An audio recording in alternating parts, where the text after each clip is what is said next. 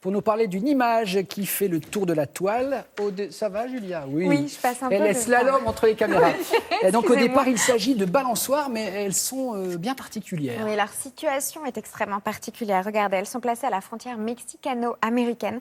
Elles relient littéralement les deux pays. Regardez ce que ça donne. Formidable. C'est le défi, vraiment un véritable défi de deux architectes américains installer des balançoires qui vont traverser le mur, le fameux mur.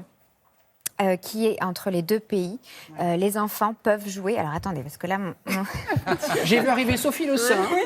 On l'embrasse, elle est en je suis vacances. partie, Sophie. voilà, on est là. Je suis partie sur l'Instagram de Télématin qui s'est déclenché tout seul. C'est pas grave. Les enfants peuvent jouer ensemble malgré la barrière physique. C'est un mur à merveilleux, bascule. Et cette très très belle image, eh bien, évidemment, elle circule beaucoup sur les réseaux sociaux et on comprend pourquoi. On pourra envoyer un petit message avec cette image à Monsieur Trump. Ouais, elle est très lourde. Très lourde de Si on symboles. prend son élan, on peut Oui, basculer voilà. de l'autre côté. Peut-être.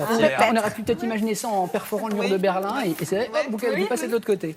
Une autre image qui nous vient cette fois-ci d'Italie, de Oui, Rome. je vous emmène à Rome. Alors, moins de symboles, mais un message à faire passer. Attention à ne pas s'asseoir n'importe où. On est à la Trinité des Monts, un joyeux architectural de 135 marches qui donne sur la place d'Espagne, si vous connaissez un petit peu Rome. C'est un endroit absolument magnifique, entièrement restauré.